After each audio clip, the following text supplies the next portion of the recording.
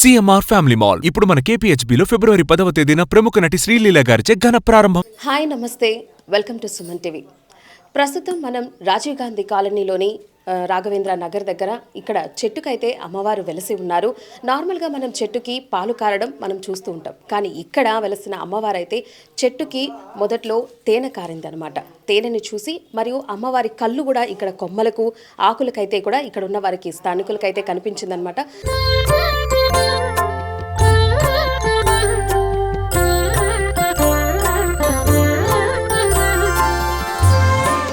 తరువాత ఇక్కడైతే అమ్మవారే ఇక్కడే ఇలా చేస్తున్నారని వేరే పూజారులు చెప్పడం వల్ల ఇక్కడైతే అమ్మవారే వెలిసింది అని చెప్పి అప్పటి నుంచి పూజలు చేస్తున్నారు. ఇప్పటికి 23 సంవత్సరాల నుంచి అయితే ఇక్కడ అమ్మవారు వెలిసి పూజలు అయితే అందుకుంటున్నారు.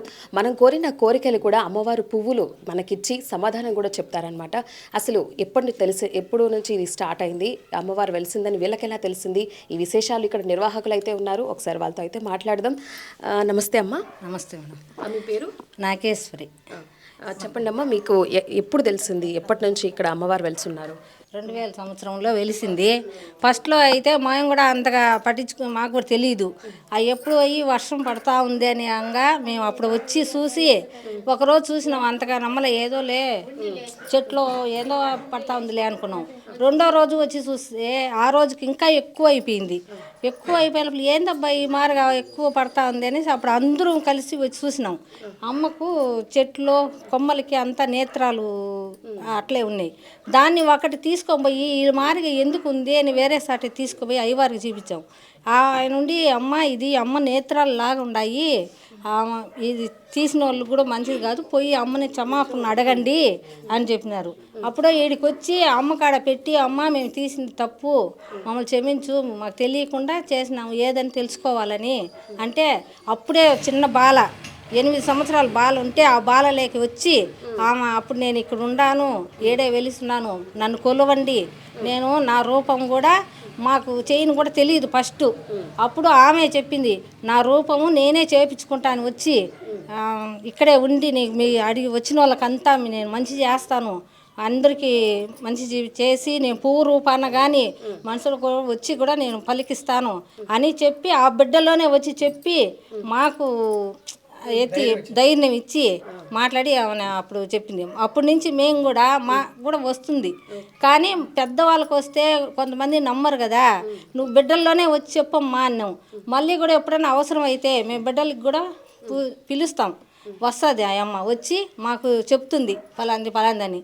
జాతర అప్పుడు కూడా ముందుగానే పసుపు నీళ్ళు చేస్తా ఉన్నాం కదా, పసుపు నీళ్ళు పోసి పిల్లకాయలను కూడా పిలుస్తాం మేము. అప్పుడు కూడా వచ్చి ఆమె ఎట్ట చేయాలా ఏమి మాకు ముందుగా చెప్తుంది. ఆమె కాడ పర్మిషన్ తీసుకొని మేము అన్నీ చేస్తాం. ఇప్పుడు తేనె కారింది అని చెప్పారు కదా, అది తేనె ఎలా తెలుసు? అప్పుడు కూడా వచ్చి మేము ఆ తేనె ఏంది వర్షంలాగా ఉంది అనేసి ఎత్తుకొని కొంచెం నోట్లో నాయకు చూసాం, జిగటిగా తేనె లాగానే ఉంది. మళ్ళీ రెండో రోజు కూడా అట్లే కూడా చూసినాం, అట్లే ఉంది, అట్లే జిగటగా. మళ్ళీ మేము ఆ కళ్ళు నేత్రాలు కూడా చూసి అసలు సేమ్ మన నేత్రాలు ఎట్లున్నాయో అట్లే ఉన్నాయి. అమ్మ నువ్వు దీంట్లోనే ఉండవు, నువ్వు ఎవరు అని ఆ బిడ్డలో అప్పుడు వచ్చినప్పుడు అడిగితే అప్పుడే ఆమె చెప్పింది నేను ముత్యాలమ్మని, నాకు ఒళ్ళంతా కళ్ళే, మీరు భయపడొద్దండి దాని గురించి అనేసి ఆమె అప్పుడు మాకు ధైర్యం ఇచ్చింది. సరేమ్మా నువ్వు ఉండే మాకు ఇంకేం భయం లేదులే అనేసి అప్పటి నుంచి ఆ అమ్మని పూజిస్తూ ఉన్నాం. అప్పుడు అందరూ భక్తులు వచ్చి కూర్చొని వరం అడిగిన వాళ్ళకి అందరికీ ఇస్తుంది.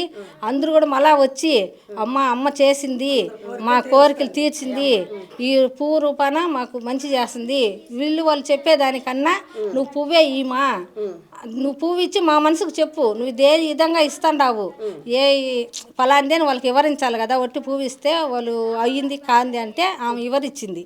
అదే మరి చెప్తున్నాం, అదే మరిగే జరుగుతుంది. చెప్పండి అమ్మా, ఎప్పుడు చూసారు అసలు చెట్టు మొలక నుంచి ఎప్పుడు స్టార్ట్ అయింది?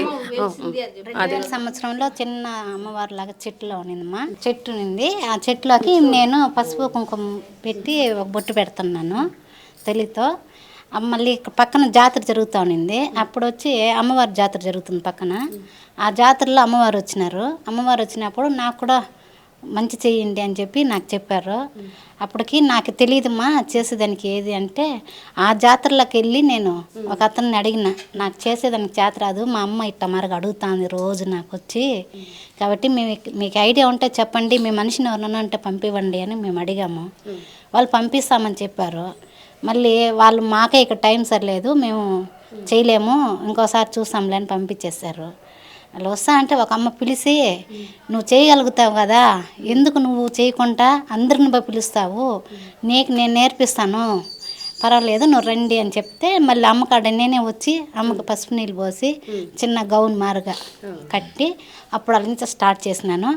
అమ్మ కొద్దిగా మాకు బాగా నేర్పించింది. అమ్మ రూపం ఏర్పించినాక తొలితో ఏమంటే పూల వర్షం మారుగా వచ్చింది, మళ్ళీ తేనె వర్షాలు పడింది, మళ్ళీ అమ్మ కళ్ళు పడ్డాయి. మళ్ళీ కొంతమందికి అమ్మవార్లు రావడము. ఇప్పుడు ఈ మధ్యకాలంలో కరోనా వచ్చినప్పుడు కూడా అమ్మవారు ఏం చెప్పారంటే, మీరు ప్రతి ఇంటికాడికి పోయి పసుపు నీళ్ళు పెట్టండి అన్నారు. అమ్మ మేము పోతే మమ్మల్ని పోలీసులు పట్టుకుంటారు, మాకు భయం, మేము పోమని చెప్పాము.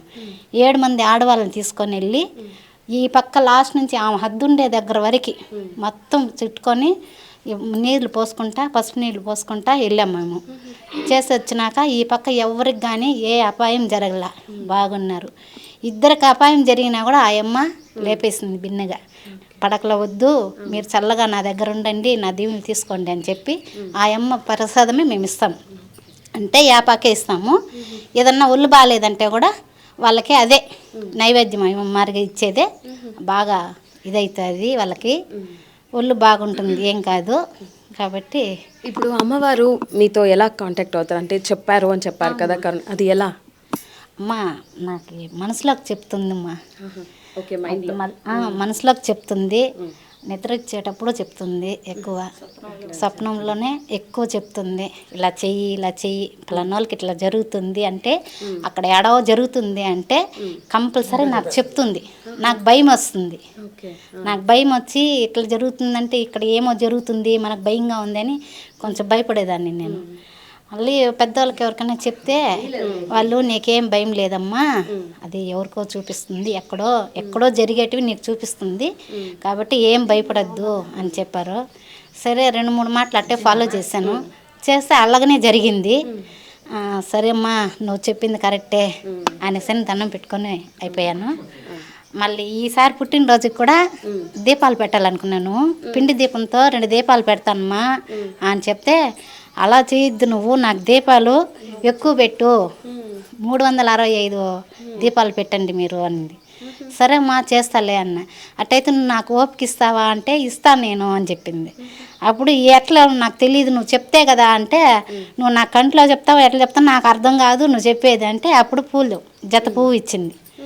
మీరు చెయ్యండి అని చెప్పి అప్పుడు దీపాలు పెట్టి ఈ సంవత్సరం బర్త్డే చేసాం, బాగా గ్రాండ్గా చేసాం ఈసారి.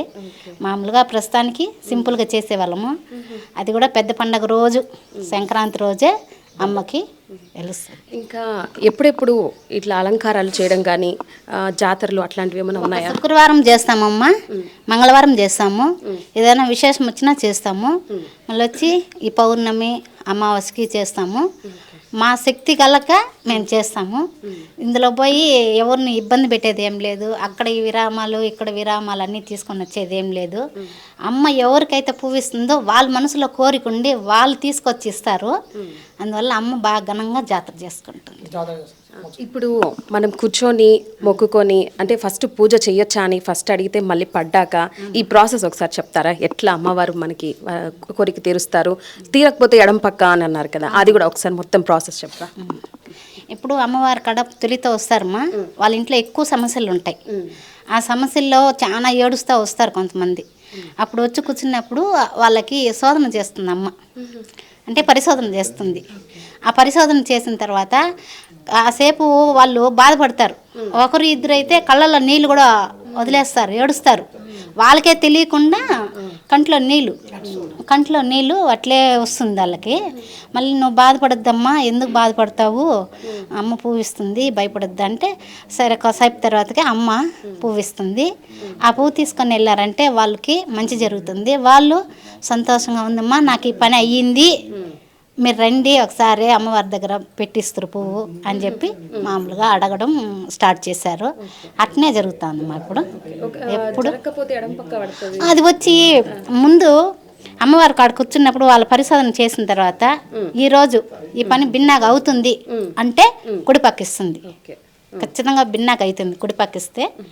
నేనున్నాను నువ్వు భయపడబాకు అంటే నేరుగా ఇస్తుంది, అంటే శిరసు నేరుగా అట్లా. మళ్ళీ లేదు లేట్ అవుతుంది నీకు ఎక్కువ సమస్యలు ఉన్నాయి అంటే ఈ పక్క ఎడమ పక్క ఇస్తుంది.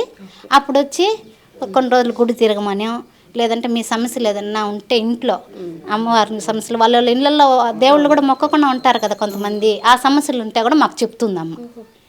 అలా మీరు తీర్చుకొని రండి అంటే మళ్ళీ వాళ్ళు తీర్చుకొని వచ్చి దండం పెట్టుకుంటారు. అప్పుడు బాగా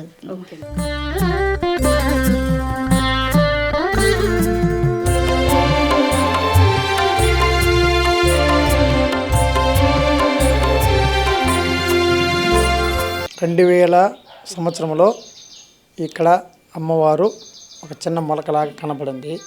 ఆ తర్వాత కనబడిన తర్వాత మేము మా ఇంట్లో వాళ్ళందరూ పూజ చేసుకుంటూ వచ్చినారు. దాంతోపాటు అది ఆ అమ్మాయి రోజుకు పెరుగుదల జరిగింది. దాన్ని చూస్తూ ఉంటారు, చేసుకుంటా ఉన్నాము. అలాగే ఒక 10 ఏళ్ళు అయిన తర్వాత మళ్ళీ కొంచెం బాగా డెవలప్ అయిన తర్వాత మేము జాతర చేయాలి ఘనంగా అమ్మకు అనుకున్నాము. ఇప్పుడు ఒక 6 ఏళ్ళకి చేస్తాం. ఇది 7వ సంవత్సరం చేయబోతున్నాము. ప్రజలందరికీ ఏదో మా తల్లి ఎవరికి ఏ కోరిక ఉన్నా ఆ కోరిక తీరుస్తుంది కాబట్టి ఏ ఇబ్బంది లేకుండా జరుగుతుంది. ఓకే, మీరైతే అప్పుడు 2000 సంవత్సరం నుండి అయితే చూస్తున్నారు. అప్పుడు చెట్టు పెద్దగా లేదా? వేప చెట్టు చిన్న చెట్టు అప్పుడు అదే పుట్టి అట్లాగా పెరిగింది. మేము పూజ చేస్తూ వచ్చాం. వచ్చిన తర్వాత మళ్ళీ ఆమె వెలిసితూ ఉంటే మళ్ళీ ఆమె సోలం వేసిన తర్వాత మాకు ఇక్కడ ఉంటామని చెప్పిన తర్వాత మేము అలాగే పూజ చేసుకుంటూ డెవలప్ చేసుకుంటూ వస్తే ఆమె ఒక 10 ఏళ్ళకంతా బాగా డెవలప్ అయిపోయాయి. అప్పటికి అందరికి అనుమానం లేకుండా దేవుడు ఇక్కడ ఉన్నాడు అని తెలుసుకుంటారు, అమ్మ ఉంది అని తెలుసుకొని పైకి వచ్చి మామూలుగా. అవును, ఇక్కడ నాగపడగ అది కూడా వెలిసింది అని అంటున్నారు. నాగపడగ కూడా ఆమె మామూలుగా వచ్చి ఒక నాగాలమ్మ వస్తుంది, చెట్టుకే వచ్చింది. ఒక తల్లి మీద వచ్చి చెప్పింది నేను కూడా ఉన్నానని. సరే ఎటుపక్కుంటారో తెలియదు చెప్పమంటే ఒక చూపు చూపించింది. ఆ చూపులతో మళ్ళీ చేసుకుంటూ వచ్చేసరికి కొంచెం పెరిగేసరికి మేము అన్ని బందోబస్తు చేసి ఇంకా కనబడకపోతే మళ్ళీ కొంచెం అడిగినాము ఏం తల్లి కనబడాలి, మళ్ళీ కొంచెం పెరిగి పై చూపించి పెరిగింది. ఆమె కూడా ఉంది ఇక్కడ. ఇప్పుడు ఇంకొక 2 ఉన్నారు కదా అక్కడ అమ్మ వాళ్ళు, అది ఎప్పటి నుంచి అక్కడ పూజలు చేస్తున్నారు? అదే తొలిసారి నుంచి ఈమెకు ఆమె తేడా వచ్చి ఒక 5 ఏళ్ళ తర్వాత 5 ఏళ్ళ తర్వాత ఆమె బాగా వెలిసి నేను కూడా పక్కన ఉంటానంటే ఆమె కూడా చేస్తాను. Okay sir, thank you. Okay, మనం విన్నాం కదా ఇక్కడ చెట్టు నుంచి తేనె కారడం మొదట్లో, తర్వాత అమ్మవారు ఆకుల్లో కావచ్చు కొమ్మల్లో కావచ్చు ఇక్కడ కళ్ళు కనిపించి పిల్లల మీద అమ్మవారు వచ్చి ఇక్కడ పూజ చేయమని ఆమె అడిగి మరి ఇక్కడ చేయించుకుంటున్నారు. ఒక 23 సంవత్సరాల నుంచి అయితే ఇక్కడ అమ్మవారు పూజలు అందుకుంటున్నారు. ఇక్కడ వచ్చిన భక్తులు కోరికలు కూడా అమ్మవారు అయితే నెరవేరుస్తున్నారు. అది కూడా ఒక పువ్వు రూపంలో అయితే మనం కోరిన కోరికలు అయితే ఖచ్చితంగా జరుగుతాయని కూడా అంటున్నారు. ఇక్కడే కాకుండా బయట నుంచి కూడా చాలా మంది అయితే భక్తులు అయితే వస్తూ ఉంటారు శుక్రవారం మంగళవారం అని చెప్తున్నారు. ఇంకా అమ్మవారి పుట్టినరోజు కూడా చాలా ఘనంగా అయితే చేస్తున్నారు, కేక్ కట్ చేసి. ఈ గుడి వచ్చేసి ఇక్కడ వేప చెట్టుకైతే అమ్మవారు అయితే వెలుస్తున్నారు. అమ్మవారికి ఇప్పుడైతే విగ్రహం లాగా ఏర్పాటు చేసి చక్కగా అలంకారాలు పూజలు అభిషేకాలు అయితే కూడా జరుగుతున్నాయి. ఈ గుడి వచ్చేసి తిరుపతిలోని రాజీవ్ గాంధీ కాలనీలో రాఘవేంద్ర నగర్లో అయితే కూడా ఇక్కడైతే అమ్మవారు ఉన్నారు. నేను కూడా ఇప్పుడైతే కూడా మొక్కుకొని నాకు కూడా నెరవేరుతుందని అమ్మవారు అయితే పువ్వు అయితే ఇచ్చారు. తర్వాత నేను కూడా నమ్మాల్సి వచ్చింది. సో మీరు కూడా ఒకసారి వచ్చి ఇక్కడ అమ్మవారిని చూసి మీ కోరికలు ఏమన్నా ఉంటే కూడా ఇక్కడికి వచ్చి మొక్కుకుంటే ఖచ్చితంగా నెరవేరుతాయి.